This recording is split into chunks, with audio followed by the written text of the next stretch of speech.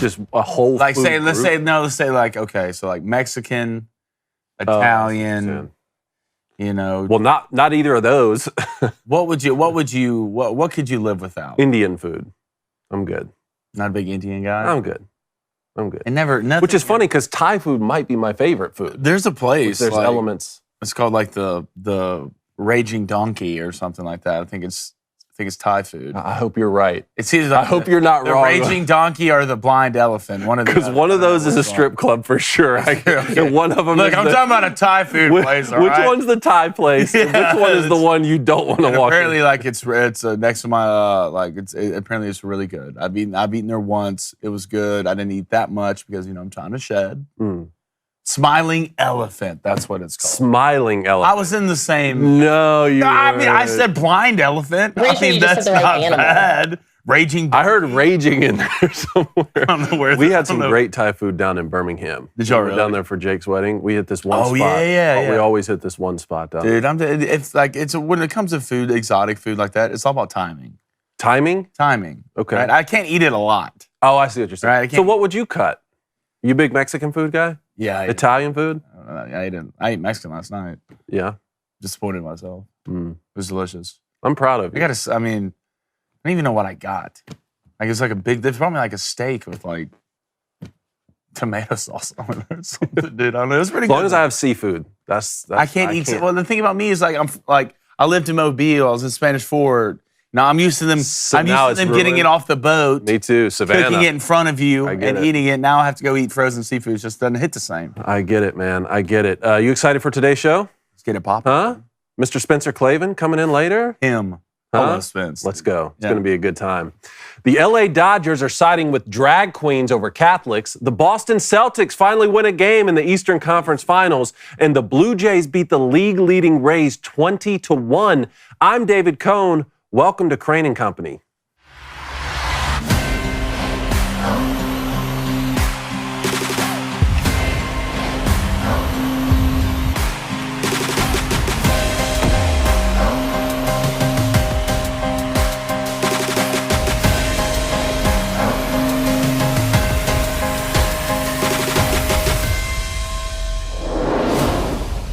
The Los Angeles Dodgers found themselves in hot water this week when they invited the Sisters of Perpetual Indulgence to participate in the team's upcoming Gay Pride event. Now, you may be asking yourself, wait, who are these sisters and what exactly are they indulging in? Well, apparently this is a group of male drag queens who dress up as Catholic nuns to mock Christianity. The invitation angered many Catholics, understandably, which led the Dodgers to disinvite the sisters, and that in turn offended the LGBTQIA plus community. I think I got them all. And with any dispute between Christianity and unorthodox sexuality, we know which wins. And right on cue, the Dodgers issued an apology and re-invited the sisters to Gay Pride Night in hopes they would accept a Community Hero Award. Now, I know what many of you are thinking because it's what I'm thinking. Catholic nuns, queer drag queens, can we play baseball at the ballpark? The game doesn't need a single theme night to entertain fans. But see, fans are no longer the customers. Fans are part of the product. The publicly traded sponsors are the customers, and they always get their way. Case in point, the Atlanta Braves in 2021 had nothing to do with Georgia voter laws, but they were stripped of the MLB All-Star Game nonetheless. Many businesses lost money. My business lost money, and Atlanta will not likely be selected to host the event in the future. Now, most sports fans I hear from fall into one of two camps. One says, I've given up on sports entirely, and I can no longer in good conscience spend my hard-earned money to support. The second says, I don't care if they spray paint home plate as the rainbow flag and dress the umpire as Satan, I'm watching my team. And I feel for both groups. So I'm offering an alternative which combines elements of the two.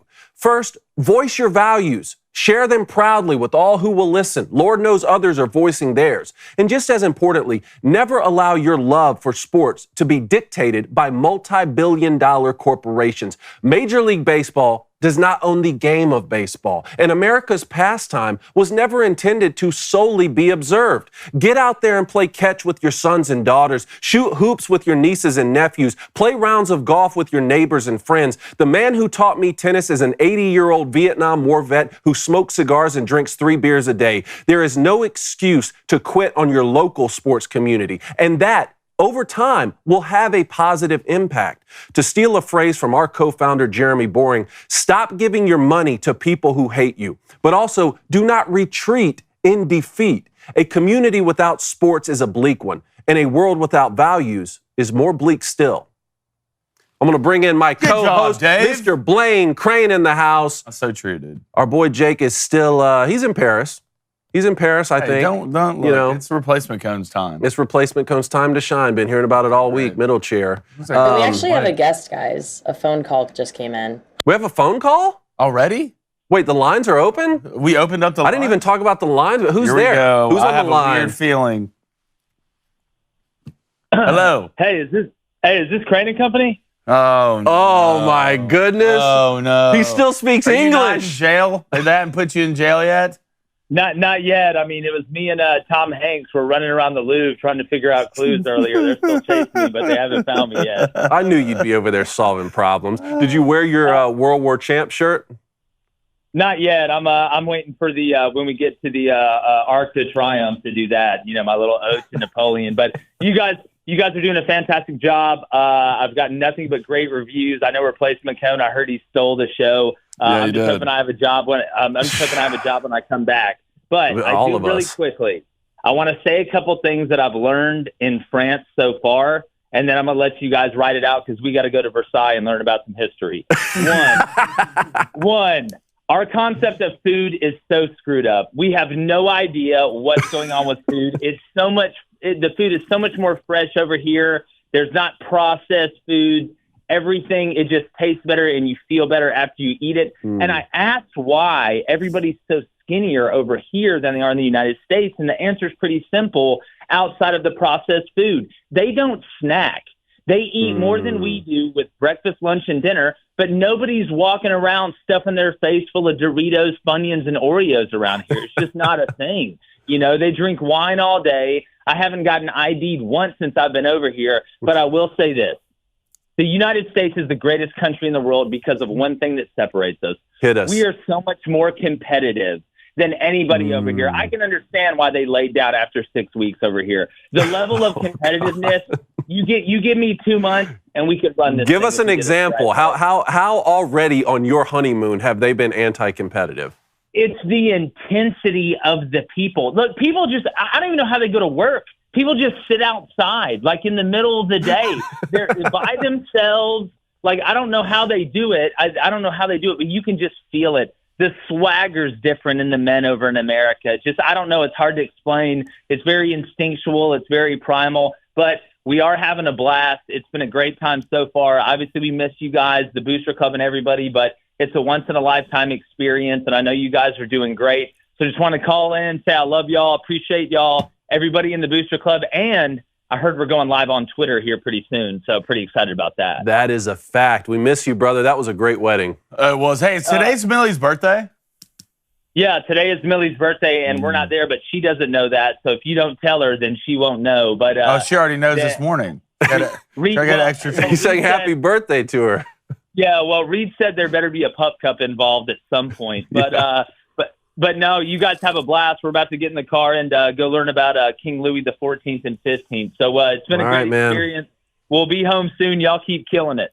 Those things with the round circle and then they have the salt. That's a guillotine. Don't put your head down under there. I don't care what they tell you. We learned all about that. And Cone, there's no rules in the roads here. There's no rules. Oh, I believe it. Lanes are suggestions. Intersections are afterthoughts. People in mopeds, it's like Buddy the Elf said, the yellow ones don't stop. Y'all be good. I'm out. See you, all right, bud. All right. There he goes. He lives. He has survived. No telling Surprised what's that going man's on. not in jail. Or done something. Who knows? He's over there talking about competitiveness already. What's going on over there? It's like, hey, no one's over there trying to compete with you, Jake.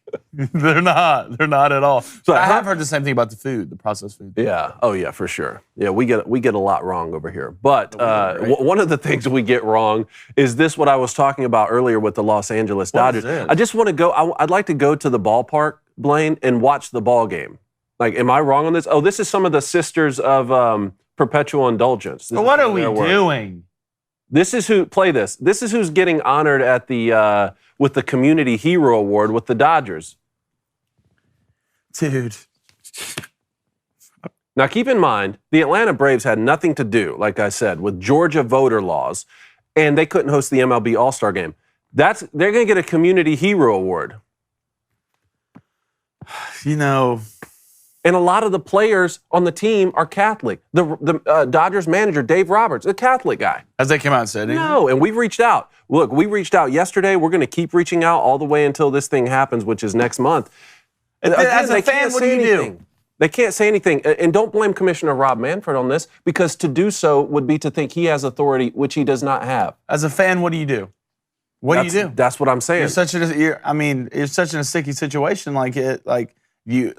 If you love baseball, we're going to boycott watching baseball? You know, that's why I didn't want to come out here and just say, oh, everybody, boycott the Dodgers for the rest of the season. Like, I think what we need to do is to do this. We need to talk about it. We need to talk about why this is not right.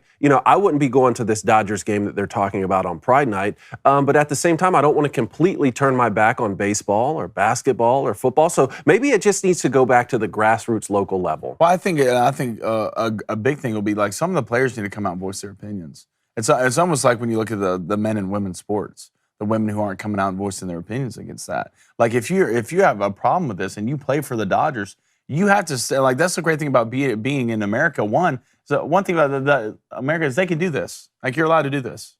It's one thing about America. But you're also allowed, as a baseball player, for the Dodgers, like Mookie Betts. I'm pretty sure Mookie Betts is in the same category. Yep. I don't know if he's Catholic, but I know he's a like prominent names have to stand up and voice your opinion, or nothing's going to get. But they risk everything. It's like everyone involved is chained by the almighty dollar. And like, this world has changed so much now that it's like, if you even forget speaking out against it, even if you don't participate in the celebration, the hockey guys just say, no, I don't want to go out for warm-ups.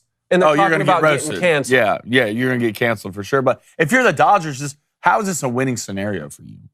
Like, if it's about money, right? Because at the end of the day, that's what it's about. That is the key question, and we just saw this with Bud Light, right? And the boycotting, a lot of people are boycotting Bud Light, and that is working. But like I said in the open, I think it's because the true customers now. See, it used to be the ball players are the product, and you pay to watch them, right? And you're the customer. Now the sponsors, the multi-million-dollar sponsors, are the customers who are paying the money. Our eyeballs watching the game are part of the product, and they're making a bet. They're betting and saying, you know what?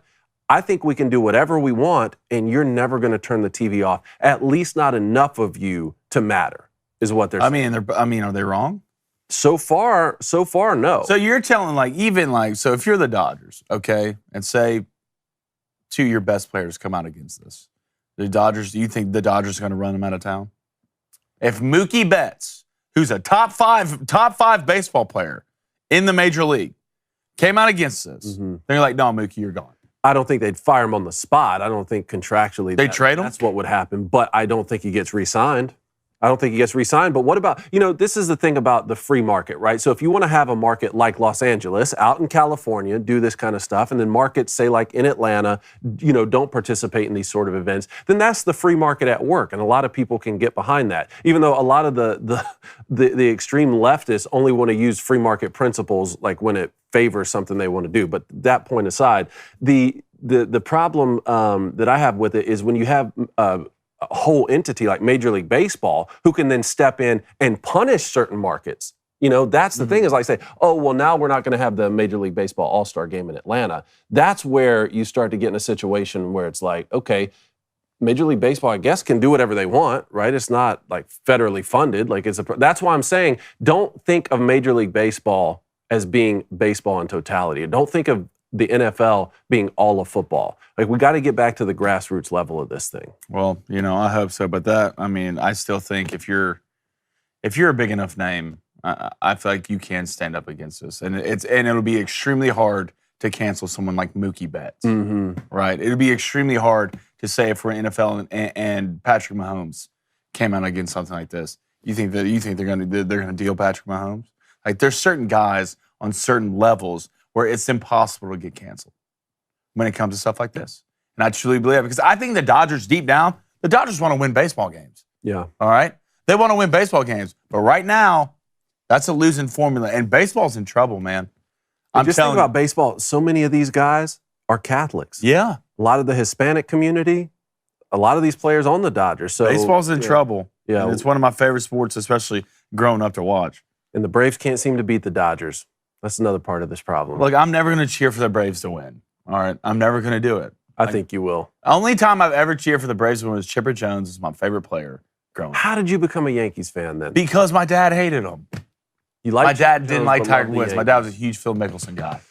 Wow. I don't know what to say about that, but I do know that we're going to be going live on Twitter soon. Dude, Did you hear about this? I can't wait. I'm like the guy from The Matrix. Oh, you're going to be in every single chat possible. Because after Matt Walsh's show was demonetized on YouTube, the Daily Wire decided to release his show on Twitter. And it was so successful, Daily Wire Plus is launching shows on Twitter starting May 30th. Twitter is a free speech platform, and Daily Wire is leading the way with this change, inspired by the success we had in distributing Matt's show. So make sure to follow Crane & Company, that's at Crane & Company on Twitter, and all of the other shows' new Twitter handles.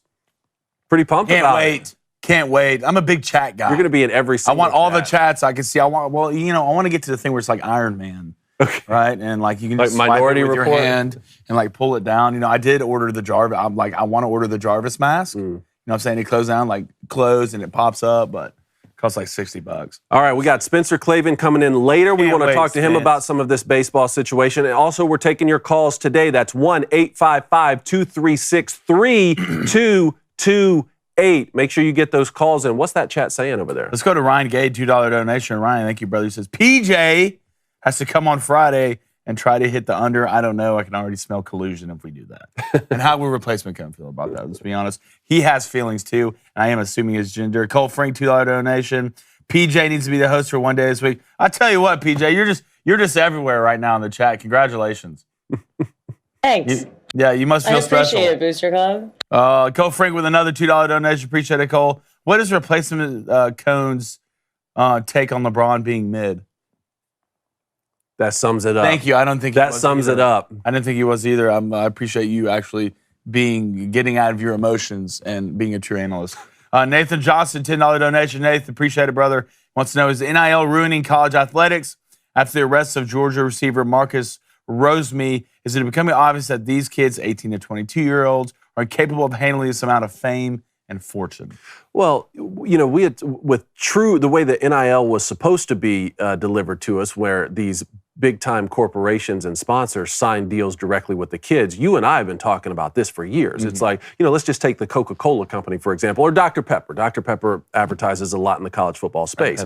Well, they signed a deal with Bryce Young. They vetted him closely, did their research, and that ended up being a good partnership. But if you sign one of these kids really early on and they end up getting into trouble in college because you don't really know how someone's going to act when they first start to experience fame like that, of course it's dangerous. So some of these big brands were a little trepidatious at the beginning. But now NIL has just become these collectives. You're paying kids to play football for your football program. How will that work? Because if you don't get them, they're just going to commit somewhere else. And if you do pay for them, that's why it's, at least on the professional level, when you sign a contract with a guy, if they act out of order, you can fire a person. They're a professional there. See, college athletics is in this weird space right now where the players want to get paid, but they also don't want to be treated like employees because they want to be there for 4 years. So what do you think about it? Well, I think, all the everything's in the player's hands. If you're a player right now, you're in a beautiful place. You can get paid all this money. You can wake up one day and be like, you know what? I don't like this. Transfer. And go somewhere else. But I try to imagine myself in college when I was 18 to 22 years old, and you would have looked at me and say, you know what? Here's $250,000. Like, what would I have done?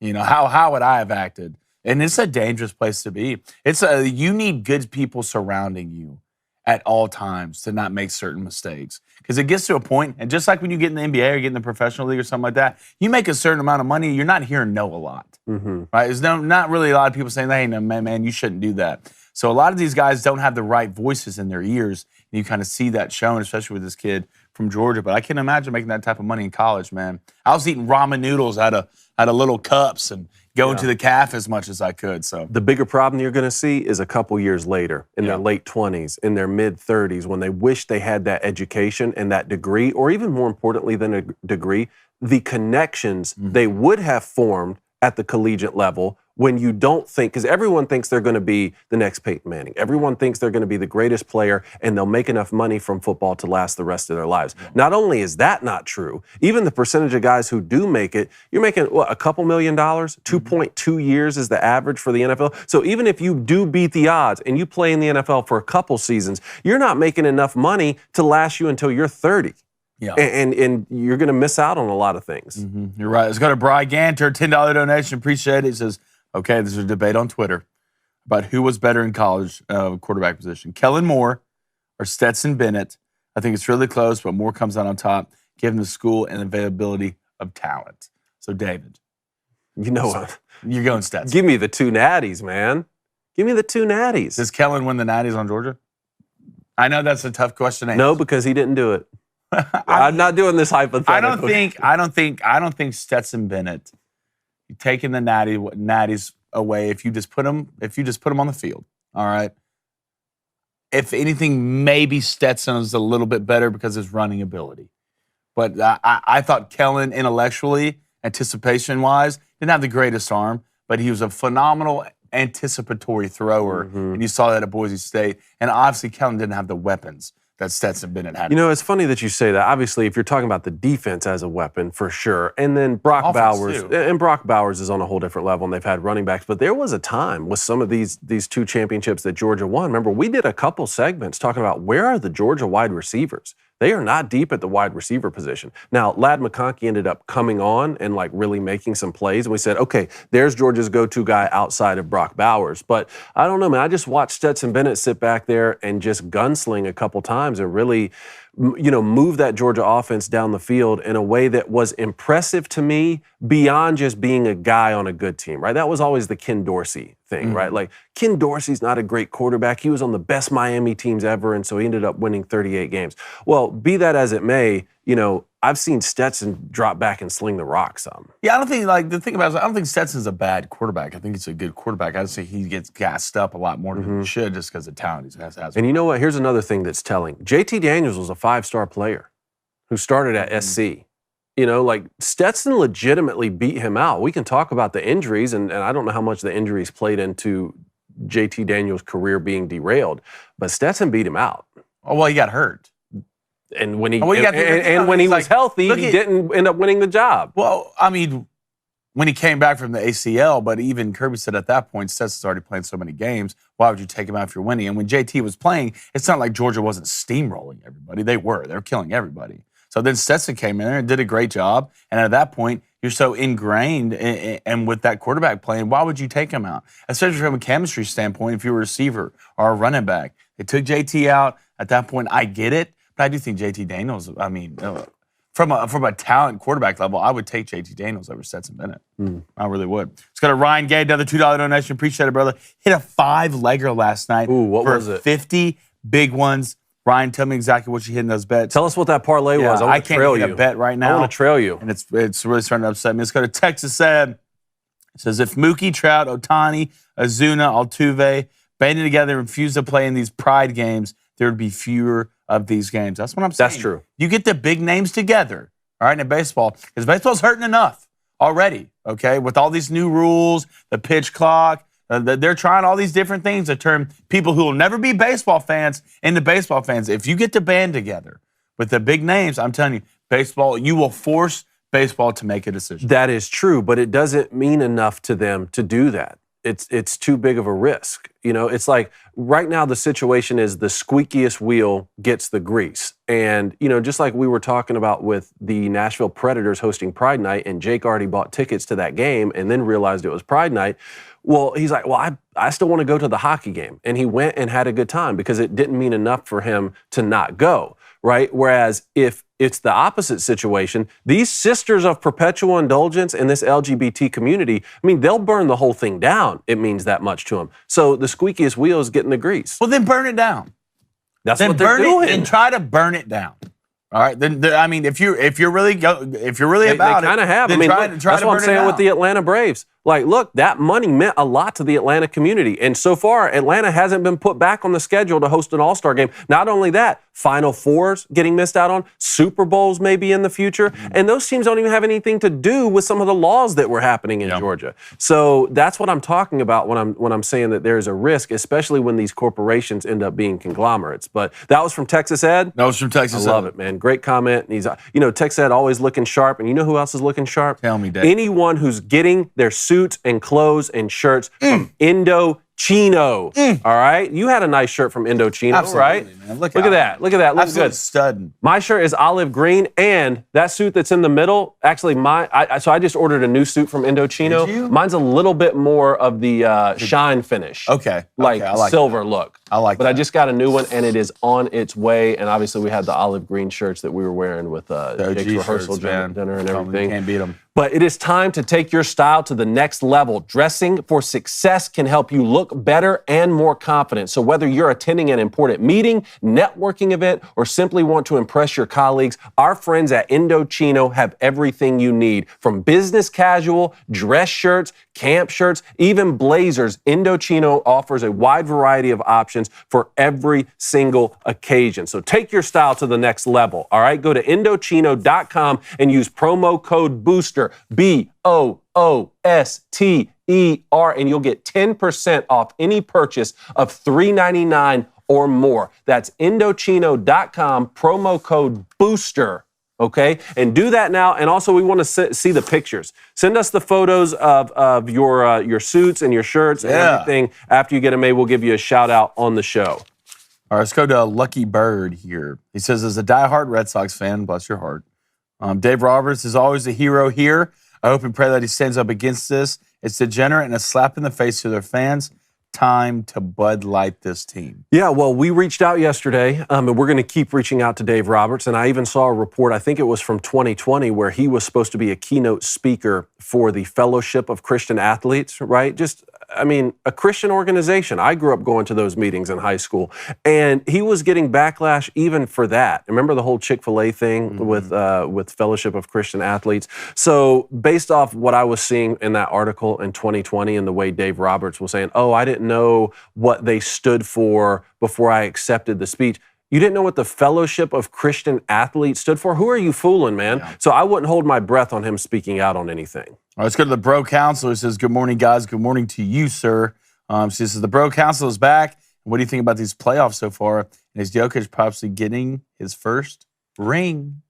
That leads us to 5 big questions. Huge, humongous questions. Huge. Heat, Celtics. Celtics finally won a game in this series. Question, can they come all the way back and win this thing in 7? They'd have home court.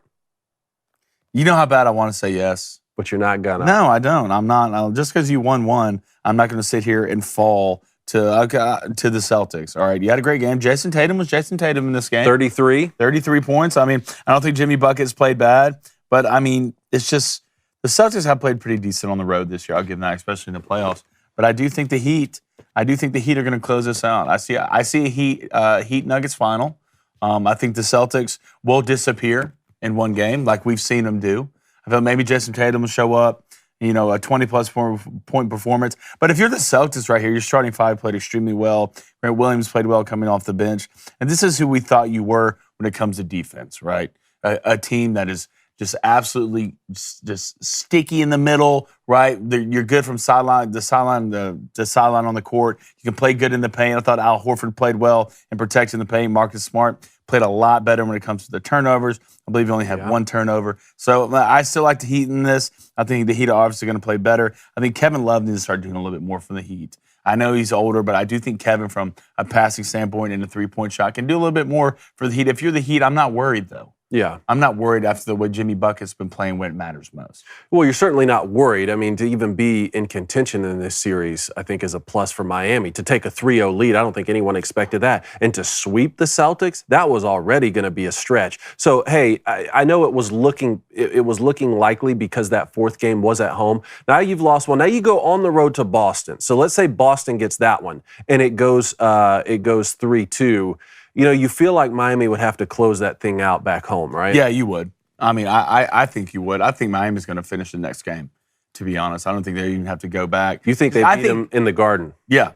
I think the Heat, when it comes, they don't feel pressure to me, and especially with that guy right there. There's a lot of guys I trust right now in the playoffs, and I tell you what, he's probably top 2, right? I would say him and Jamal Murray right now, and I know Jokic is playing absolutely phenomenal basketball. But when it comes down to a big shot or a moment, because that man, I'm telling you, even after this loss, he's out for revenge this year. All right, and I don't think the Celtics are going to be this team to stop Jimmy Buckets from getting where he wants to go. Do I think they're going to lose to the Nuggets in the finals? For sure, I think the Nuggets are just a better team. Yeah, Nuggets are really good. I mean, the Heat were up last night at half. But then 43 points in the second half, 23 in the third, 20 in the fourth. Like you said, Kevin Love, you got to get a little bit more out of him. I know this isn't the Kevin Love of old, but especially if Duncan Robinson's going to come off the bench and only have 2 points and go 0 for 4 from 3. I mean, the Heat shot 25% from 3. Hard to win. No, they don't live off the three-pointer, but 25%. And then like you talked about, and then they turn the ball over 15 times, while we've seen this turnover-prone Celtics team only turned it over 10 times. So not quite in single digits like we were seeing a couple games ago, but still good enough to win the game. Horford. I want to talk about Al Horford real quick. Do you like when Al Horford is sitting back behind the three-point line launching threes? I know. Depends on how much. Last night he went 3 for 6, had 12 points. When he's hitting them, it's great. I know that's a part of his game, but if he's going to be the low post presence for the Celtics, would you coach him to say, hey, take your threes occasionally when you have them, but we don't need to shoot 6 threes a game? I would say Al Horford doesn't need to shoot any more than 3 threes unless he's absolutely just feeling himself. All right. Which he made 50% last night. Yeah, true, right? So, but the thing about it is, if you're the Celtics, all right, are you spreading people out? All right, what sets are you getting in? What do you want Al Horford to do? For me, Al Horford, he's not a dominant post player, at least right now, not at his age right now. That's fair. Right? So I want him moving in sets. I want him moving in picks. I would love to get the 2-man going with him, Jaylen Brown, and him, Jason Tatum, and these 2 guys. I feel like from a vet standpoint, he's really good at running the 2-game and playing defense. But you're not going to rely on Al Horford to winning the game, scoring points and shooting threes. I know there was that game last year where he just freaked out in the playoffs. I think it was game 1. And it was against the Heat. I'm pretty sure. Was it? Yeah, because that's when you look at Jimmy Buckets and did this, right? Oh, was that? So Jimmy held on to that for a whole year? Yeah. Okay. No, yeah. This has been, Jimmy's been pissed about this for a while. But you're not going to rely on Al. You want Al Horford to win you by playing defense. That's what Al's got to do, all right? And that's why I'm worried with either of these teams getting into this next round, right? So if you're the Celtics and you're walking in this next round against Jokic, you think Al Horford is going to stop Jokic? Anthony Davis couldn't stop Jokic, all right? Jokic will kill him. You think Bam Adebayo is going to stop Jokic? It's not. You're in a losing situation. So you're going to walk into the next round, and then maybe we'll see Al more comfortable on being outside on the 3, just to spread out the Nuggets, right? Because sooner or later, Al's not going to be the big that's going to win you the paint. I mean, you might as well play, Robin Williams? Or what's his name? Is it Robert Williams III? And he's not a big scorer, but he's a good paint defender, right? He can put the ball in the basket when it comes to the paint. So if you're the Celtics, it's a really tough situation. But right now, your best matchup is against the Heat because of the height of Bam Adebayo. Yeah. Let's move on to college football here. I want to talk about Arch Manning, quarterback at Texas, quickly. In an interview, he said, he was talking about being at Texas now and coming from a small school. He said it was definitely a little bit of an adjustment coming from a 2A private school to the University of Texas, but I've enjoyed it so far. It's been a great experience. Everyone has been super welcoming. There's definitely some days where you think you belong and some days where you're like, wow, this is pretty tough. So you kind of have to stick to the process and try and get better each day. Look, as someone, I lived through this, man. When you go play high-level Division I college football, you get humbled real quick. Now, my uncles aren't, 4-time Super Bowl champions, and my grandfather's not a former NFL They're not? quarterback. No. So, I didn't have that pedigree necessarily. But, we've been talking about Arch Manning. Quinn Ewers is going to be the starting quarterback at Texas, but he got injured last year. Is Arch Manning going to be the guy at Texas when, even before Quinn Ewers has to leave for any reason? This is just so tough for me. It's so tough because I'm not there for every practice, right? I'm not sitting and watch take reps. Because if you go look at his film, and I promise you, playing 2A high school, all right, it's not going to tell you a lot. There's not a lot of phenomenal athletes run around in a 2A high school system. Is Arch is he going to be a bust no matter what? Probably, right? Just because who's related to, it's going to be like LeBron's kid. Right? You're not going to live up to the name. I don't know if that makes you a bust. Okay. Exactly. Maybe that's a little bit too strong of a word. But you're never going to live up to the hype. Right? It's almost impossible to live up to the hype. Do I think Arch will be a good college football player? For sure. I think. Okay. So you think he'll start at Texas and he'll be a good I think after Quinn. Is Malik Murphy still there? Malik Murphy's still there, and he had a good spring. So that's kind of what I'm asking. Is Arch Manning going to beat out Malik Murphy just because of his last name? Or, I know we can't predict whether or not. Well, that's when Ewers politics is come stay. involved. If you're Steve you're Steve Sarkisian. What are the Mannings breathing down your neck? Because it doesn't seem like it. It doesn't seem like that. And if you're Steve Sarkisian, you're in year 3 here, and this is your last year in the Big 12, and then you're going to go to the SEC. I don't think there's any room for Steve Sarkisian not to play the best guy. But I don't think it's a good look for Arch, right? Not even Arch, but the Mannings in general. If Quinn goes, they start Malik. I don't think it's a good look for Arch to transfer. I don't think the Mannings want that on Arch's name of him transferring somewhere. So I don't. It's such a tough spot for Steve because as a head coach, I could give a damn what your last name is. I'm here to win football games. Right? That's my job to do. But it gets to a certain level when certain last names do get involved, like a Manning name, to where politics do come. They do come into play. So if I'm Steve Sarkisian, I'm keeping it as close to the vest as possible. I think Malik Murphy is going to be a better player. All right, I really do after what I've seen from Arch, and it's not like Arch when that highlight film was just absolutely dominating kids. Yeah, and look, he had every offer in the world, could have gone wherever he wanted. But some of the insiders that we talked about, especially some in Tuscaloosa and other schools, they're like, "Hey, we kind of have our eye on some of the other kids in this class. Yeah, we even more Steve's when it comes to recruiting, they're balling right now. So I don't know. I don't know if Arch. But part of this too is maybe it's this new trend of guys just coming in and starting at quarterback for big-time Division I football programs as freshmen. That is what I had known as the anomaly, right? It does take guys time.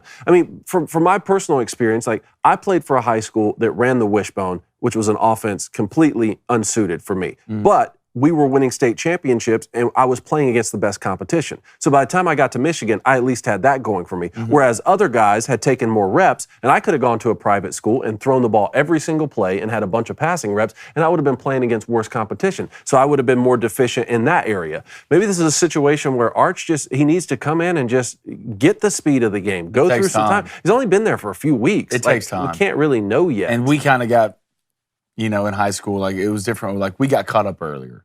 Just because what you said, because the athletes we were playing against. You in Georgia. I played for an air raid offense in Alabama. We threw the ball. Ran a little bit, but you walk in, you're not.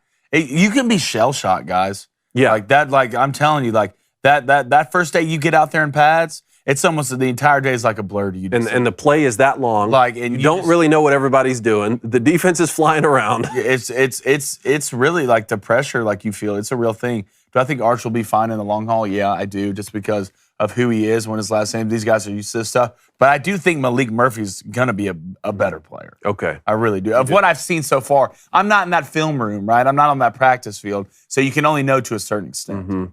Let's stay in the Big 12 because Baylor named Blake Shapen the starting quarterback. So he was the incumbent from last year, and he beat out the challenger, Sawyer Robertson, who had transferred in from Mississippi State. Why don't you pull up Baylor's schedule real quick? I know we went through this last week. And I believe I picked Baylor for the over and our over-under win. That was one of your overs? That was one of my so let's talk about that schedule, but with Blake Shapen coming back, and he's going to start at quarterback. So you got Texas State game 1. Okay, and So who you they have? practice it Okay, up. Texas State. Then who do they have week 2? Utah. Utah, that's right. I'm telling you, that's going to be a hell of a football And that game, one's folks. at Baylor, right? That is at Baylor. Yes, Okay. that is correct. That's gonna be Then a you fun- have LIU, which you'll kill. Then you have Texas at home, okay. which will be a hell of a football game. All right. Then you go to UCF, which isn't a walk in the park. All right, with the athletes that kind of, I mean, y'all believe in Plumlee a lot more than I believe in him for UCF. Like the kid, I know. I believe that he's an athletic quarterback who's returning in the same system. Okay, That Barrett Sallee came on here yesterday, and you thought the guy was walking on water. well, he did. Yeah, he did. But he did say that he led the SEC in rushing when he was there. Huh? Yeah, he's a quarterback. Exactly. Yeah, that's rare. He can't throw. SEC. He can barely throw. And you walk into I'm telling you, and you want to keep up with these teams offensively in the Big 12, Yeah. you better start throwing that thing. Yeah. Because you're not going to be able to run yourself to a win. I think UCF's going to find that out pretty quick. So it's going to be a great game. Then you got Texas Tech at home. Whew.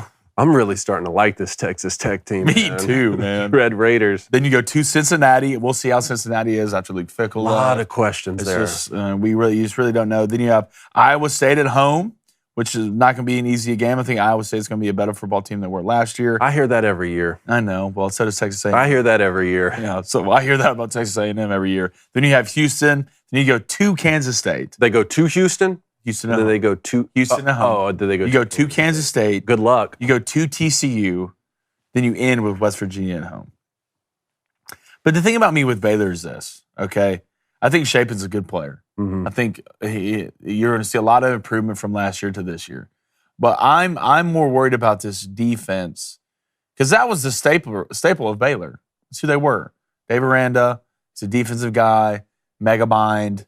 Like what he was calling, the way they looked on defense last year was not. It looked like a Dave Aranda coach defense. Mhm. All right, so I want to see how that looks. So I think the offense will be good. I think the offense will be defense. But Baylor wins games on the defensive side of the ball. So I mean, we'll see. Yeah, no doubt. I want to move on to the NFL here because Pat McAfee, special teams and podcaster extraordinaire, he was not happy about this new NFL rule. So the league voted in favor of a rule that now allows players to call a fair catch on a kickoff and get the ball at the 25-yard line. So this was a rule that we saw implemented at the college level in 2018. That's 5 years now of a sample size of watching guys fair catch the ball at the 5-yard line and get the ball at the 25 rather than having to run that out. Pat McAfee called this out. He said, this is amateur, this is Bush League. You've been watching football for a long time. You even played special teams. We've had 5-year sample size at the college level. Do you like this or not? Do you want to see guys running full speed on the kickoff and keep it how it was? Well, I mean, it comes down to how much you care about player safety. Because if you really cared about player safety, you take kickoff out. Just take the kickoff away? Kickoff, Just let them start at the 25? You wouldn't even have a punt. You wouldn't have kickoff. You still have field goal, obviously. But just let them start at 25, pick your hash, and let's go. If you cared about player safety, because at the end of the day, I don't care if you take double team blocks away, wedge blocks, or whatever the hell you want to do, call fair catch at the 5, get to the 25. Guys are running full speed, 30-yard head start, running full speed into people. Mm-hmm. That's how you get hurt. That's where that's how I would say most concussions happen, right? So if you really cared about player safety, all right, you would take kickoff return out again. I'm torn on this because obviously the kickoff is one of the most exciting plays in football. I mean, it sets the tone for the whole possession and for the whole game, and it's sort of the essence of the sport. 11 guys running at 11 other guys, catch the ball, and let's run it, and let's see how far you can get for your starting field position. At the same time, tactically, I don't mind if guys are able to fair catch. We do this on punt, right? Like, I don't mind if you're able to fair catch and you just don't happen to be in the end zone. The 25-yard line to me seems a bit much. Like, that's solid starting field position. What if it was the 15-yard line? And so, if you want to fair catch, right, and not take your chances on running the ball out, then you get to start a little bit farther back. I wonder what the percentages are when it comes to finishing drives from the 25 to the 15, because I'm pretty sure it's the 20 that where it decreases by a lot when it comes to offensively. But the thing about me is this: so I get what you say, kickoff returns. It's fun to watch, right? Especially as a fan, it's fun to watch. You never really know. But if we're gonna really sit here and harp on player safety, all right, which these guys do, especially in the NFL, all right, if anything needs to get taken out, it's kickoff. Kickoff is the most dangerous play in football. I've been on the inside trying to block these guys. It's like you're like when back the war days, like the guys are just running at each other from like the Jon Snow gif. Yeah. Right? That's what it is. Yeah. Right? And thank God they took one of my first plays in high school. My dad ever watched me play. I was on kickoff. Right? And they took this block out. We were playing against a team. We were killing them. I was a freshman. It's fourth quarter. All right? So I'm so amped up, man. You know what I'm saying? I'm so gassed up. You get tunnel vision, right? You just look at the guy with the ball. So the guy's X-blocked, right? So that's when they loop down and come back around. I got knocked. The cone is one of those things where you didn't even know what's happening. Next thing you know, you're flying through the air. Oh. That's what happened to me. So look, I like kickoff. Like, trust me, if he was here, the special teams guy, he wouldn't shut up about it. Okay. All right? But if anything, if you care about player safety, just take it out of the game. All right, last one here because we got our boy Spencer Klavan who's going to come in here. But Steph Curry, he won the Kareem Abdul-Jabbar Social Justice Award. I saw this yesterday.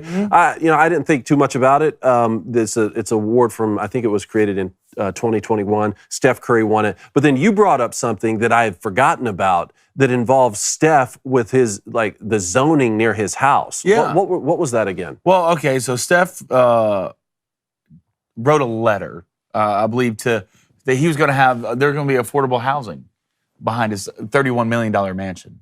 And so he wrote a letter to the city saying he doesn't want this because he didn't feel like the privacy and safety for his kids. They didn't want anybody peeking over in his $31 million mansion. But hey, he's a social justice champion and warrior. He just doesn't care about the poor, obviously. So that's Steph Curry for you. It's so hypocritical. It's such a joke at this point. You'll just win an award, and it doesn't even matter if you do anything for it. They'll just give it to you. So it's just all for show. It's all for show. You think so? I mean, didn't he start some nonprofits? He launched an opposition to housing for the poor on site near his multi-million-dollar home because he has major privacy and safety concerns with 3-story townhomes looming directly behind their property. Oh, no. This is the guy. The social justice. This is the guy. This is your guy? Like this is going to be the guy for this? Right, he's the opposite of Robin Hood. But on his first point of being concerned with who lives right next to the house you bought and who's living right next to where you raise your family, if the rest of us say that, it's like, no, you can't say that. You're canceled. We're going to put housing wherever we want. Yeah. Can you imagine to sitting in a $31 million house and looking outside your window and be like, nope. Nope. Give me my award. Those poor people definitely not living there. Call my lawyer. Let's get them up here. Social justice champion. Oh boy, that's an interesting situation. Do we have Mr. Spencer Klavan? And this isn't, guys. This is not a Skype or a Zoom situation. This is live and in there person. He is. Yes, sir. Replacement cone. I'm doing well. Great to see you. They dressed me back there. Yeah, I know. How you doing, buddy? Good to see you, man. Pop a squat, bud. Do I get to wear the cone on my head? Is that look? You can do just about anything with replacement cone as long as he's in the episode. I don't think he complains too much. The dunce. Man, this is a real treat. It's great to be here. Thanks for coming in and joining us. Yeah. Bright and early. Oh, absolutely. We just heard from Jake, who usually occupies that seat. He is in Paris. Right. Okay, he's over in Paris, and he did not wear his back-to-back World War champ shirt. Oh. The USA flag. So he's a liar. So he's a coward and a buffoon. Well, I mean, did anybody tell him that the French government is like on the verge of collapse before he decided to do his that's why they there? sent Jake over there to make it happen quicker. Right. Well, the first thing he said when he called in this morning is said, the biggest thing that stands out to me is the competitiveness. They're just not as competitive as us. I said, what have you done on your honeymoon already? You're on your honeymoon, bud. Calm down. When I picked up one of their babies and spiked it into the ground, nobody said anything. No one did. They just stood there like chumps. Is that the food? Yeah. Something like that. Apparently they drink wine all day, so everyone there's alcoholics. They don't care about what side of the road you're on. Who gives a rat's ass, to be honest? Man, they're rioting over like 2 years of retirement, right? Yeah, literally. Yeah, they're definitely not. This is a real treat, though, because we've been trying to hang out again for a while, and it's like, you know what? I might as well just, since I'm working all the time, get you to come hang out with me. We'll just do it while I'm working, okay? Exactly. Yeah. Now, I was thinking about you yesterday because this story broke with the Los Angeles Dodgers situation. And we hear so much about this term intersectionality, right? It's like just taking over the world in terms of these different intersections of of personality traits. And I was thinking about you because, and you stop me where I'm wrong. Okay. But you are, like your father, one of our mentors and favorite people. You are a baseball fan. You grew up loving baseball, right? Yeah. You are a Christian as well, Yes. right? As well as a gay man, right? So I was thinking, who better for us to ask questions to on this situation? It's not just the Los Angeles Dodgers. Yeah. It's not just Major League Baseball. It's it's run rampant in sports now that in every corporation really, where there seems to be this desire and necessity to have these sort of pride events. This one is a little bit different in that this is the Sisters of Perpetual Indulgence. I didn't know much about this community, but when it comes to the mocking of Catholicism, you could see why the Catholic community was very upset.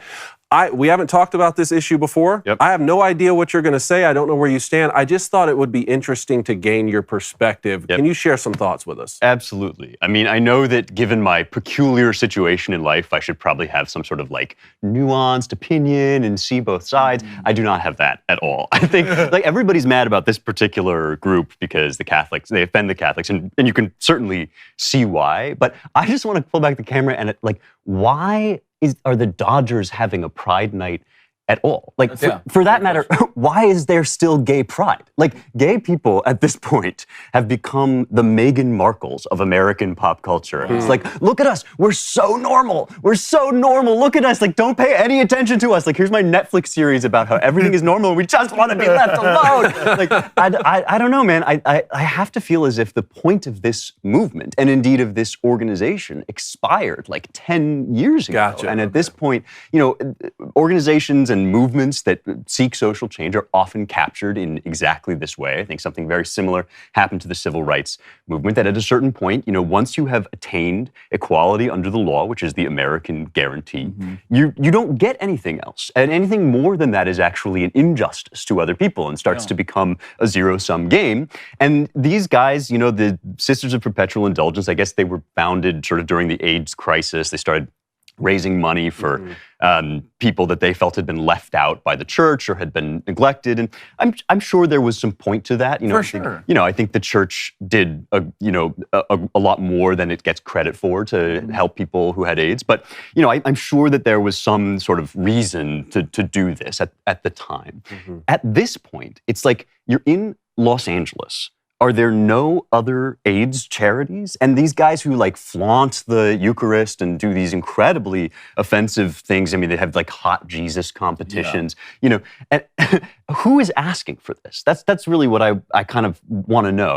Are the Latinx brethren in the LA fan base really hoping that we will honor? Nobody needs gay pride at this point. It's not, there's no point to it. Well, to me, it's just one, I feel like you got what you wanted, right? Exactly. You got exactly what you wanted, but now you're trying to get to a certain place and a certain level. You want to feel more important than everybody else. You want to feel special. Like you're different. You want everybody, is exactly what you said. You want everybody to stand up and to say that you're special, to say that you get this and say that you get that. I thought it just wanted to get to the point where you just got treated like a normal person. Yeah, so that's interesting you say it because, what I've been thinking is, don't discriminate against me, or else you're bigoted and you're wrong, has now become you must discriminate in favor of me for special treatment or else you're bigoted. And with you talking about some of the charity work that has been done in the past, it reminds me, the author Douglas Murray has this concept, I think he calls it St. George in retirement syndrome. Yes. I'm talking about where, St. George slaying all the biggest dragons, but then when you've killed them all, there's smaller and smaller dragons, smaller and smaller fights in the civil rights, movements. Yep. And now it's sort of like, we have to create bigger dragons so we can slay them again because that was fun and important for us. Absolutely. And I think there's another element to this that has to be said, and that is when you're talking about this demand for affirmation, not just leave me alone, but look at me, say that I'm great. I mean, it's not, as you said, it's not just the Dodgers, it's the NHL where guys are getting hounded for refusing to wear those jerseys. It's like you actually have to kiss the ring. Once you're making bend the knee. Right. I mean, and that's why this group and this moment is so offensive to people, is that this really is a pseudo-religious group. I mean, you have to take the orders as part of their kind of ritual, and they're actually demanding adherence to an alternate creed. They're not just asking for their rights as Americans. They're basically telling people, that they have to bend the knee, they have to offer submission. Once you're doing that, that's not actually my problem. That's your problem. If you see what I mean. Like that's something inside of you that is like feeling shame. You know, at a certain point, these movements have to turn inwards, and the same is true again of the civil rights. You know, at a certain point, you have to look at the community that has been, excluded, has been on the margins, and yes, there may be, things that were done badly, in the past, and there are all these problems that result, but at a certain point, you're on your own. That's the deal. That's what it means to be an adult human being. And it seems to me as if the true inclusion, if these guys and people like me who actually don't really want to force anything on anybody, what inclusion would look like to me is if nobody ever talked about this ever again. Like, who needs to have this discussion anymore? But see, to Blaine's point, if you don't talk about it, you don't get that sense of feeling special now, right? Is that what you were saying? Yeah, no, exactly. Right. But if the thing with me is it's almost a power play, right? If you're these guys, right, you have all the corporations behind you. You have the Dodgers behind you. Yes. So how far can you push this to make sure that you get everybody to come out and say it? How have we arrived at that? I mean, we talked about, Blaine and I were talking about the Bud Light situation the last few weeks. Yes. You see, how have we arrived at that with brands that doesn't match their demographic? I can understand if, Victoria's Secret wants to do one thing or another, but when it comes to Bud Light and when it comes to the Los Angeles Dodgers, how have we gotten to the place where the multi-billion-dollar sponsors are the ones running the show and not businesses who are analyzing the data of their demographic? That they're not trying to cater to their fans. I mean, the only way that I can assess this is as a religious takeover. This is a counter-religion, and it's not restricted to gay people. It actually uses anybody that can be made to feel as if, for some reason, at some point, they've been unfairly excluded or marginalized. And in some cases, that is actually true. For instance, in the case of black people, have had historically 100%. Have had injustices, but this is a classic Marxist tactic. And the sort of social Marxists of the latter half of the 20th century really invested in this. They said, we're not going to get anywhere convincing Americans to rebel on economic grounds. And so what we need to do is teach them to rebel on social grounds, social issues. And this is where we get terms like white skin privilege, which is now white privilege. It's from these guys like Noel Ignatieff. And the Knowles writes about these guys all the time, that they are essentially, and have been essentially, fomenting a movement in America for decades. And so it has now taken on the character of a religious creed. Yeah. And, religious creeds don't actually operate according to market logic. They operate according to doctrinal logic. Sure. And that's sort of what I think that's what you're seeing. Yeah. That's very interesting because the conversation I was having with my father last night that I wanted to ask you guys is, should ballparks have any themed night? Because the Dodgers now will say, well, but we also have Christian night, which is very successful for us, just as LGBT night is. And we also have, Mormon night. And we're not going to stop doing those things. Should the ballparks have any of these themed nights, or is it just only the ones where some of us disagree with them? Well, I would be interested to know what you think about this. You're obviously a much closer watcher of sports than I am, more devoted sports fan. My feeling is this: in these sorts of situations, there's always a temptation to retreat into neutrality. Sure. And to say, we're not in favor or against anybody. We just do whatever makes us money, or we're just going to play ball or whatever. But I actually don't think that the Sisters of Perpetual Indulgence are morally equal to like the Little Sisters of the Poor. I'm sorry, but I think that, even though both may be involved in some charitable endeavors, the theology and the philosophy behind the Catholic Church and the Christian Church more generally is fundamental to the ideals that built this country. And baseball, as our American pastime, ought to represent those ideals. It's in sports, as you guys well know, is not just a kind of petty, thing that we do sort of on the side. It's a central part of our culture. It's how we embody our values and our virtues, like, heroism, courage, masculinity. These things actually need teaching, and they need people to display them. That's part of what sports does.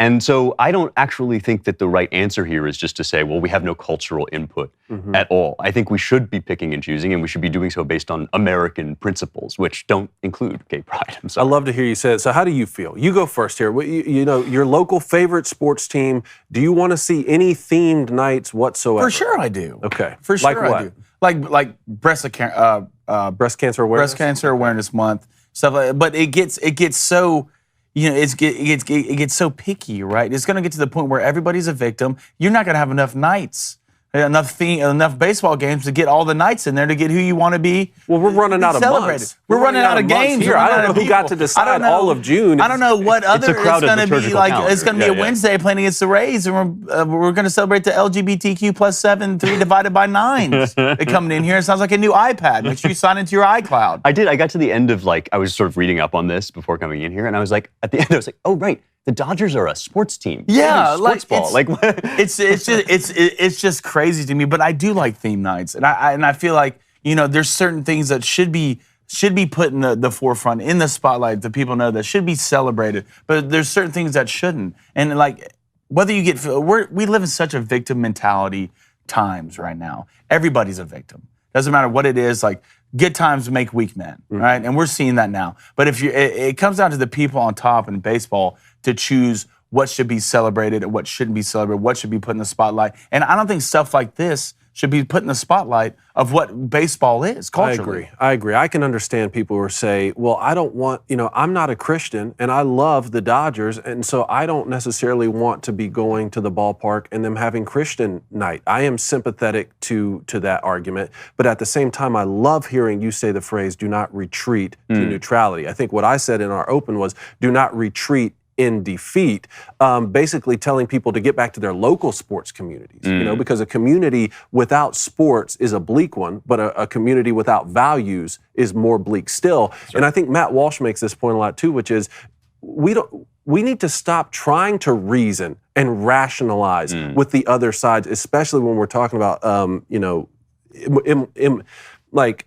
I don't want to say evil necessarily, but, not the moral good. Let's stop trying to rationalize and think like attorneys with them. Right. Well, there is this question that I think we are wrestling with culturally is there such a thing as a marginal community that doesn't demand to be at the center of American life? Or is our obsession with equality in every capacity, in every sphere, so great that that nobody can bear the slight of being on the margins? It's actually, to me, a matter of some indifference if people dudes want to dress up as nuns and raise money for AIDS. Sure. It's even kind of a matter of indifference if adults in seedy bars want to dress up as girls and do dances. Yes. That seems to be something that is kind of perennial, and I don't really like it. And they'll always say, well, if you accept that, then you should accept Drag Queen Story Hour. It's no, there's a difference between, tolerating something and affirming it as the ideal or the center of things. And the question that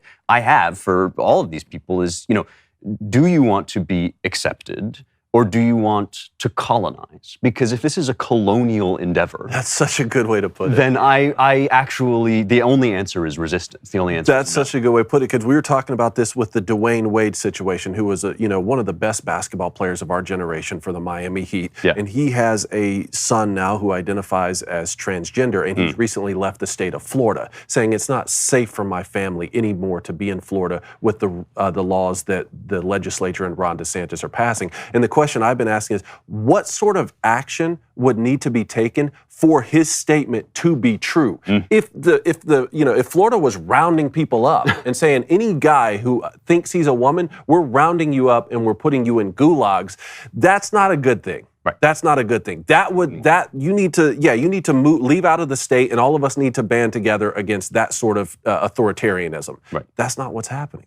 Not even by a mile. These people live in such a fantasy world. It's like those women with the white hoods and the red capes, whatever they call the handmaidens. It's the tail. This sort of and of course, it's the people who are crying this the loudest that are always the fascists that are in fact demanding the anti-fascists or the fascists. Right. Yeah. Exactly. No. I have to feel as if America is not a neutral country. I know that that's something that conservatives have some brands of conservatives have said for some time, that we have this kind of low but solid ground, and we don't really agree on all that much. We just kind of do commerce together. But that's not actually how the founders envisioned this country. We have a set of ideals and ideas, and just because they are more broad-minded than any nation that has ever existed doesn't mean that they're empty. And so it's not actually, that's why the Little Sisters of the Poor are closer to the heart of this country than the Sisters of Perpetual Indulgence. Like, we actually believe certain things, including that all men are created equal and endowed by their creator with certain inalienable rights. I mean, those beliefs include the long, long history of Western civilization that leads us to the point of being able to say that. And we should be able to affirm that that's at the heart of who we are and what we believe. And if you have some peripheral status in relation to that, if you don't quite believe everything about that and you're on the margins of it, that's fine. You're welcome. Nobody's going to round you up and put you in a camp, but we're also not going to elevate you and give you a Community Hero Award. Like, I don't see why we can't Community just say Hero that. Award. Blaine, you got anything else over there? Yeah, well, the thing about, I've just never seen somebody who just comes out and this is why I like you put it perfectly when it comes to the South Park. I'm not a journalist. Well, you're a journalist. You're fishing for compliments. Yeah. That's what they're doing. Yeah, They're yeah. fishing for compliments. And I'm sorry, I'm not going to come out here. I don't feel bad for not believing in what you are. All right. I don't feel bad for not coming out here and wanting to celebrate what you're doing. The video, I don't know if you saw this video. Do we still have that video from earlier today that David played during his monologue? Can we pull that up and run that? I don't know if you saw this, but I feel like they're purposely coming out and trying to piss people off. Oh, absolutely. Right? That's what they're doing. Play this video. This is Dodger Stadium, man. Jeez. I don't think this was at Dodger Stadium, but this is who's accepting the community. This is the guy, I mean. Right. I mean, this is obviously, I mean, they'll say it's not a religion, and then they'll do stuff like this. And there's this famous, like, celebration parallax, right? It's not happening, and it's good that it is. This is Mike Anton's thing. Yeah. You know? And that's what we're looking at. And they're daring you to notice. That's what transgenderism is about, too. It's daring you to object as you ramp it up more and more. And it's like, you actually don't have to approve. Like, you're not. Well, they got the corporate behind them, man. Yeah. That's what, baseball's in trouble. I'm telling you. Yeah. They keep this stuff up. And I know the NHL, and what scares me the most is, like, they're losing money, and they know they're losing money, and they're still doing it. Well, didn't they say, we're doing it? Oh, no, we're not doing it. Oh, yes, we are. Oh, yeah. Yeah, we're not. Well, we're doing it. No, we're not going to do it. Oh, wait, then we feel bad. Now we'll do it again. Well, that's actually a really interesting little drama, if you think about it, because it's like, you know, we have this sort of commitment. You know, they've been doing Pride Night since, what, like 2013? For sure, yeah. So we have this thing, and we're just like, this is the way the sort of movement is shifting. We're just going with the tide. So they sort of did it automatically at first, I think. And then people got up in arms. I think Catholic Vote raised a hullabaloo. And so they were like, oh, this might actually be bad for our bottom line. They saw what happened maybe with Bud Light, and they back off. But then they get that cultural pressure, like you're talking about, and the corporate pressure. So that's a little mini drama of the thing that's playing out all over the country. That's what scares me the most, man. It's like Bud Light did that commercial. Then what happened? You saw Miller Lite do that commercial. Yeah. Like they know it's a losing battle, but they're still willing to fight it. See, these individual brands are so owned by conglomerates now. And like even the CEO of Anheuser-Busch came out and said, we're not worried about that. Our 4-year projections are fine, because they have all these different brands in their portfolio. Yeah. So we'll see how that one plays out. One more question here before we let you go. You know, Blaine and I talk about contemporary sports every day. We can tell you who had a triple-double in last night's game, but I think you understand the origins and the history of sports probably better than anyone I've ever met. Wow. Just from, you know, classic civilization standpoint, the ancient days of the gladiators. I would love to hear your perspective, and I think a lot of our listeners would like to hear your perspective on the role that sports plays in our society and the role it should play. Wow, yeah. Well, we've touched on a lot of it already, I think. When you're talking about people reinvesting in their local leagues, their local communities, paying attention to that, you have to understand sports as like one of the core natural activities of human civilizations, I think. I mean, in ancient Greece, there was a kind of model of education that was music for the soul and gymnastics for the body. And those words are much more capacious in Greek than they are in English. It's not just like playing songs. It's this whole series of kind of spiritual endeavors, like the literature, philosophy, history. That's all music for the soul. And the other side, gymnastics, is all sorts of bodily endeavors. So dance, but also wrestling and foot racing, boxing, discus throwing, these kind of classic ideas. And we, our earliest Greek poem, the earliest real, poem of that part of Western history is Homer's Iliad, and it contains sporting scenes as when the heroes take breaks from doing battle, from when there's a lull in the war, or when they're commemorating the death of a great hero. The way that they will honor that and honor what they're doing is by offering prizes for athletic prowess and giving, and seeing who can ride the chariot the fastest and who can run the fastest.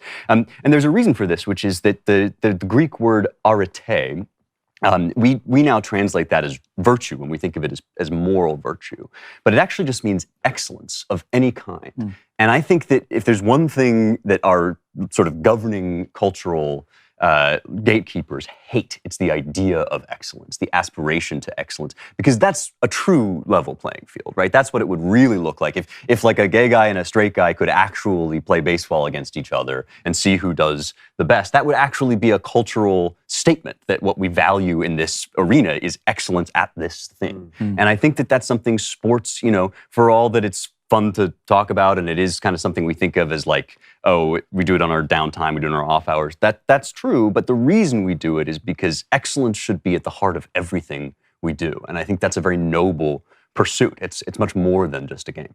I'll tell you what was excellent, man. You being here today, brother. Great poetry right there. This was a real treat, man. Thanks so much for stopping by. Let's do it again soon, Absolutely. And I still, we got to meet at the cigar bar, brother. Absolutely. Oh man, you're the best. Yeah, bro. You're the absolute best. Absolute poetry from you. What a compliment from Coner. He basically called you the smartest man he's ever met in your life. I'm going to tell my dad he said that. Yeah, you should. Make sure you do. Appreciate it. See you, buddy. See you guys. Bye-bye.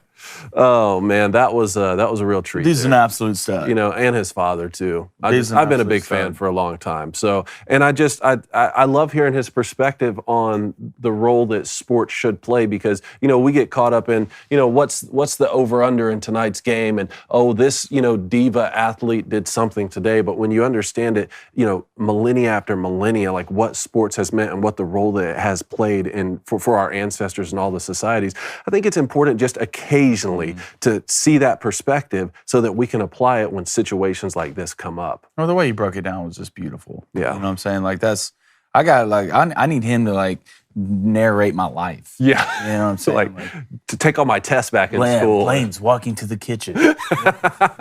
That's dude's voice, man. It's just, it carries. Would you like to take some calls or do you want to hit some donations? Either or. What do you want to do? Well, hit me with a couple donations, then we're going to get to Gavin on the line. All right, CG87343, $5 donation. Do you think the new rule change in the NFL is the NFL laying groundwork for eliminating the kickoff entirely? I think if they wanted to, they'd just do it.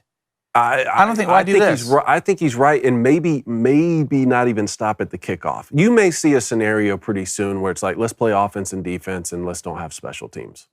I think field goal though. I think football is going to change, man. What are they going to do with field goal? We may be playing two-hand touch before long, Blaine. I don't know if they're. No, I'm not surprised. Look, in 20 years. That's what I'm saying. He'll probably. But which again, why take field goal out? To our conversation, what's 20 years when we're talking about thousands of years? Why take field goal out though? Just put the center, the holder, and the kicker out there. Someone might get hurt. You can use the same phrase for every single rule change. There's no way in hell. If someone gets hurt doing that, they don't need to be out there. All right? That's on the coach for putting them out there. But I'm fine with taking off punt. But the thing with me is, if you're going to do it, right, kickoff I'm fine with. Kickoff return I'm fine with. Punt, just put a center and a punter out there. Field goal, just put a center holder and a kicker out there. And make the bases Or if you're going to do punt. Make the bases bigger. Look, the bases bigger is the thing. That's the least problems when it comes to baseball. All right, we were talking about this with a guy yesterday. You don't want your best player stepping on a heel on first base. I played first base growing up. I did. The amount of times my heel got stepped on would blow your mind. You want to talk about pissing you off? It's a real quick step to a hurt ankle when you want to do that. Chris E, $5 donation. Spencer's not Andrew's son. Don't let the last name fool you. Gotcha. Yeah, I saw some of that going around on Twitter last night. Well, they sure look a lot, sound alike, and they're both really smart. So, man, what a coincidence. I'm going to get to some calls here. Let's go to Gavin in Pennsylvania. What's going on, Gavin? Hey, fan of Flames, guys. I know you guys talked about this a little bit last week, but with the greatest sports video game of all time possibly coming back, what is your dynasty philosophy? Do you pick one of the Blue Bloods, or do you pick a small school and try to win a natty? Say it one more time now. With what? With who coming back? The NCAA game coming back? Yeah, with the NCAA game coming back, do you pick a blue blood program and try to win natties, or you try to go with a small school and win a natty? B? This is, for me, it's this, okay? Right when the game comes out, okay, I'm going to go with the Auburn Tigers. I'm playing with Michigan. I'm going to go with the Auburn Tigers. You know, I'm probably going to play a 5-year dynasty with them, then kill everybody. That's just the way it works in recruiting. But the funnest way to do it, and I'll never forget, I had Old Dominion, 25-plus year dynasty, right, is to get the smallest school you can find, Youngstown State, Old Dominion, and turn them into a perennial powerhouse, right? But that's the funnest thing to do. But another thing we might do that might be in the works a little bit is maybe a little Booster Club online dynasty. Booster Club online dynasty. You're saying a lot of things. I'm liking. I don't know how many people we can have in the league right now. I think it's up to 12 when I was NCAA 14. So we'll get there. But if it's me, I think early on when you get the game, go with your squad, your team, just to get the feeling back. But then once you entrench yourself into the game, then you get that one-star program, and let's go play Florida week 1 on the road. I like that strategy. I'm playing with Michigan when the game comes out. For sure. For sure. Gavin, what are you doing? So I think, back in the day before, now Liberty's going to be on the game, which is going to be great. Back in the day, I would start with Marshall, and then after I got them going, I was one of the guys who would just bounce around. So we literally have one dynasty that we literally were like Marshall, Eastern Michigan, Mexico State, Hawaii, just kind of taking everybody to national championships. I love it, man. See, I'm a big road to glory guy. All right, I'm a big road to glory. I still think that game mode, it's probably the funnest game mode in any game ever made. Just to play through the high school, get to college, play the 4 years in college. You can slow it down when you play that game. NCAA 14 is better than the entire Madden franchise. 100%. And I'm willing to die on that hill. I'm so glad you think so, because I've thought that for years. And some people just love Madden. Madden is terrible. Give me NCAA. I refuse to play it. Gavin, thanks for calling in. And hey, you know what? Keep fanning those flames, bud. Yes, sir. Keep it up. All right, Jan in Texas. Jan, what's going on? Jan? Hey, good morning, boys. Good morning to you. At first, I thought, hey, good. It's Tumbleweed 1477, by the way. Yeah, it is. When I first called in, I didn't think I was going to relate to what Dave said this morning about local sports. But in fact, I do have something. I want to do a shout out to South Plains Junior College, which this last weekend secured their 3rd consecutive NJCAA Outdoor National Track. Let's go. Let's go. Let's go. What community college is it again? It's South Plains Junior College. It's in Levelland, which is about 30 minutes outside of Lubbock. South Plains Junior College. So I love that. JCC. Congratulations. Maybe that's what we should do. We're talking about national storylines. We talk about the professional sports. We have to have a sports show. Yeah. But let's do something. Start highlighting some and then if you start to see problems, again, the university level is not that much better when it comes to this woke ideology. No. High school, little league. Backyard, I don't care. Whatever it takes, do not turn your back on sports, just because of what these multi-billion-dollar corporations are doing. Now you got me fired up, Jan. Yeah, well, you should. And you should look into South Plains. They've won the National Basketball Championship multiple times. I love that. Fantastic seed into Division I. So shout out to local sports and go Texans. Go Texans. Jan, we always love when you call. Please call again soon, all right? Well, yeah, you bet. Thanks, guys. See ya. All right, let's take one more call today, and this is from our boy Steve in Ohio. Steve, what's going on? Go. How's it going, guys? How are you? Another name that player for you. Let's go. Stevie. All right, now you guys don't have Jake there to say he knows it after the first clue and then has no clue what it is. Yeah, his whole life. He does that. That's and funny. Also, I'm not going to give you the position or the teams this guy played for because those clues are dead giveaways. Dead giveaway. I like that. All right, Steve. Here we go. Come on, let's hear it, babe. This is an MLB Hall of Famer. Clue number 1, This player was an 11-time All-Star and a 2-time All-Star Game MVP.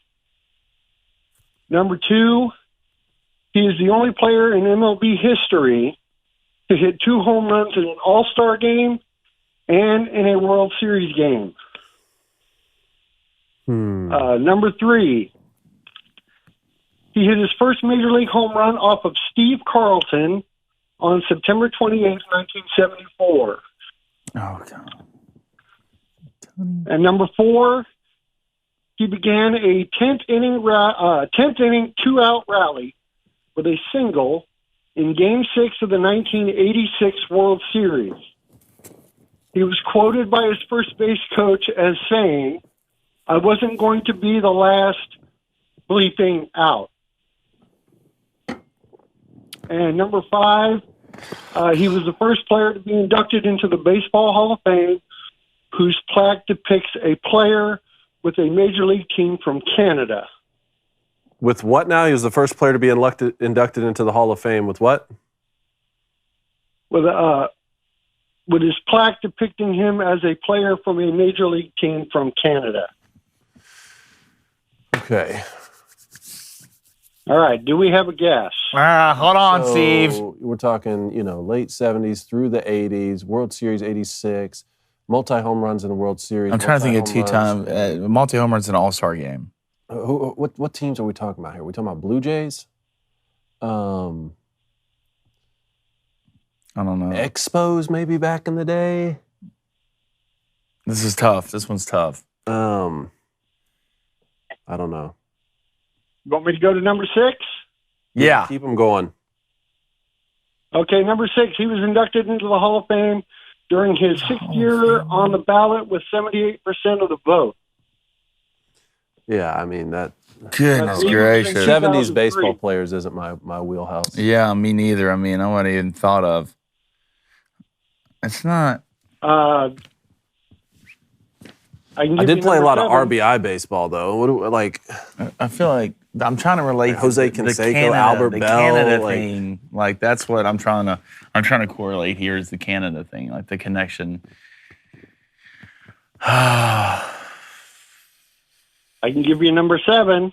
How many you got, Steve? Yeah, go ahead and throw one more out there. Then we're just going to throw a 8. guess out there. Okay, you got. We might as well go with both of them then.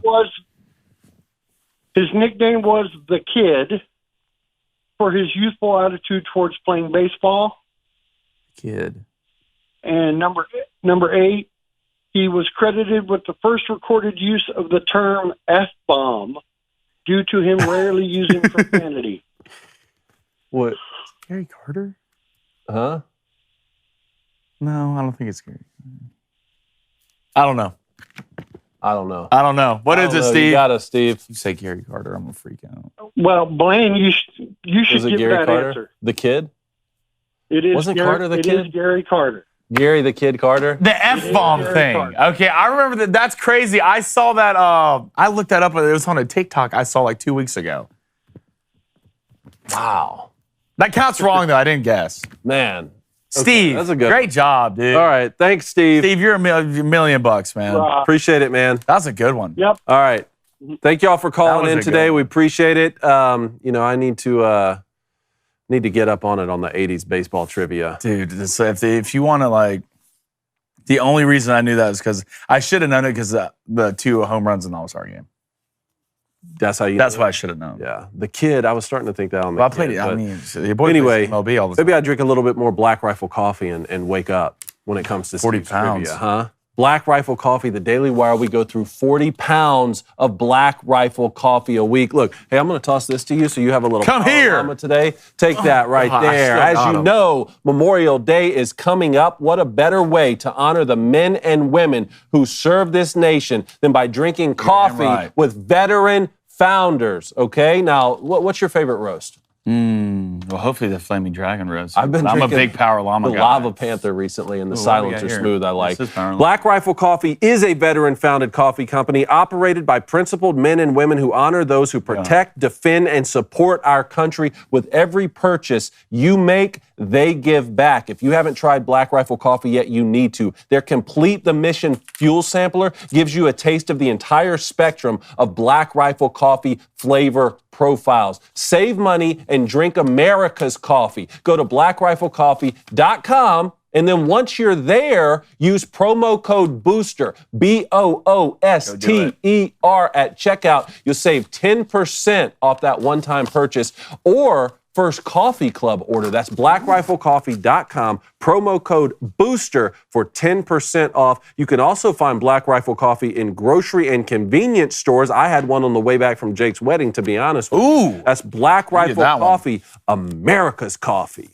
Well, just anything we can do to celebrate and the people who are in the armed forces and who laid their lives down for us being able to get on this and do stuff like this. I loved it the first time I had it, and not just the coffee, but the packaging and the mission and everything they do. That I think I'm running 3 years now, something like that on Black Rifle Coffee, maybe 4 years. Like you got me. If it's 4, you got me by 3 years. Okay. Yeah, first year into it, never leaving. Never leaving. Never leaving at all. All right, man. What bets you got? I'm just the nerfy trains are just. Has it screeched to a halt? It's not great right now, but I'm gonna stick with it. All right, because I'm a man of my word. Okay, nerfy's the whole month, so this is what I'm gonna take. All right, first of all, obviously Jake's bets up there. They're lame. Obviously, give me Braves Dodgers nerfy minus 104. Please, Acuna. Please just don't hit a tank in the first inning. Okay, save it to the third. All right, then give me Giants Twins nerfy. That's minus 120, 35 and 35 of the month. I'm basically Kirk Cousins. Kirk Cousins, you're winning the month right now. So what does that say about me? Not going to bet on the Braves anymore playing the Dodgers. That's not working out for me. Rays, we didn't talk about this. The Rays got stomped 20-1 last night by the Blue Jays. How does that happen? Team in baseball. How does that happen? 20-1. Nine of them were in the ninth. Still, run rule in Major League Baseball. Okay. It's time. I was against it. It's time. No one wants to see this. What are you thinking in the ninth when just 9 runs are getting popped on? Even if you're the team up 20-1, are you thinking like it's time to? It's like, can we go home, please? Like, can we go home? Like the game's over. And look, we've all been on the other side of a butt whooping when it comes to baseball. There's nothing worse than sitting in the field while your pitcher just gets tanks hit off. I don't mind it so much when we're up. Oh, it's great. I'm trying to hit again. Maybe I get me a tank. I'm trying to hit again. Maybe some of that juju rubs off on me, But still, you're just playing third. You're down 13. It's in the bottom of the 6th. And you're just like, guys, I'm trying to get out of here. Because it's like, even if you have a 10-run comeback, you lose by 3. Yeah. At some point, we're not coming back. So, with all that being said, I don't think the Rays are losing like that again. Actually, I want to take the Rays minus a run and a half at plus 100, getting into the plus money a little bit, and then double dog. Marlins, Rockies, Nerfy. Obviously, that's plus 120. That's plus 120, and that's a dog bet because balls really travel far in Colorado. Yeah, but I'm all about it. Dude, the thing about that's a great bet, especially like the plus 120, like the Marlins. I think Sandy's on the mound. I mean, it's not bad. What's the over-under for the game? What, 10, 11 and a half? I didn't see that. That's what scares me. I need to stop doing that. Because at first, I was going straight off pitching matchups. We're not even looking at the over-unders. Then I started getting the over-unders, and they're confusing me. They're tricking me. We got any more donations or any parting thoughts? Parting thoughts. Let me see what I can get in here. Matty I says, David's wingspan so long, when Blaine is staring at his eyes, you can still see David's hands waving to the side. It looks like he's 5 feet away. What's your wingspan, Dave? Probably about 6'7", 6'8". That is an absolute tree. Sister Riggs says, Blaine is not Kirk Cousins. Blaine would never be dead to me, Crane and Company. I'm so glad. Sister Riggs won't let that go. Kirk Cousins is dead to you, Sister Riggs. She won't let it go. She shouldn't let it go. She'll let it go next fantasy season. It's mediocre. Huh?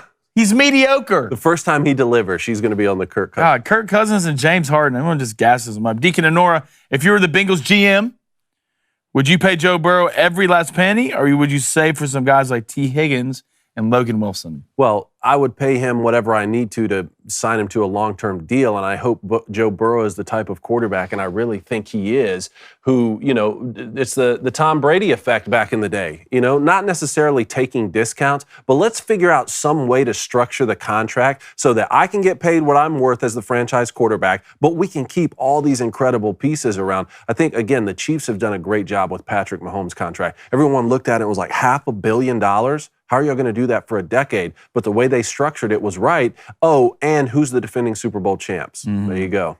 All right, let's go to Uncle Swanee. What's up, bro? What are the chances that any major college drops Adidas after the summer swimsuit line for the bulge of cash and prizes? I think Mississippi State A&M would not be fans, but do they have the stones to do anything about it? Come on, man. We just talked about it this morning. It's all about the dollar. It's all about the dollar. And if they're going to have the Sisters of Perpetual Indulgence as drag queens out there at Dodger Stadium, I don't know. Maybe you get a couple of these schools in the South, but again, everything's so intertwined. I mean, ESPN is involved now. That's where you get all your money from the TV rights deal. You have the SEC to think about. This is one of the things we talked about in a recent interview that we're going to air pretty soon. We got a big interview coming for you guys. But there's so many different tranches of institutions. So yeah, you might say, oh, Mississippi State, but then they're in the SEC, and the SEC is getting paid from ESPN, and ESPN's owned by Disney. It just goes on and on. All right, one more thing, then we'll get to a poll. John Minery, AK, in Montana for the summer to work, boys. First thing I Googled when I found out I was coming to Montana is sports betting legal in Montana. And David, it is. Oh. Born and raised and lived in Alaska my entire life, was never able to bet on sports legally. About to start paying attention to y'all picks. Counting on you boys to help me out. Go Bucks.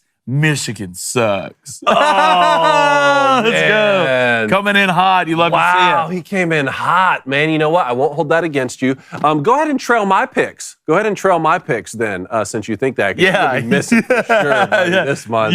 That's so vengeful. All right, poll. Will Jake get kicked out of France? 100%. Oh, well, no. Yes. That was a quick answer. 90%. All right, yes. 63%. No, 37%. Not bad right there. I thought it'd be a little worse. This guy's over there starting fights already. Hey, how competitive are you? Says they're less competitive. Calm down. What are you so upset about? We're not competing. You're on your honeymoon. Oh, boy. I'll tell you what. What a good show. Great show. What a good show. Thanks, Spencer Klavan, for coming in. Got some more huge interviews coming up this week. I think we got our boy Jason Whitlock going to be coming on soon. And, just always have something cooking. Why don't you sign us off, though? Ooh, okay. Just like the Dodgers having any moral values, we are gone. Ooh.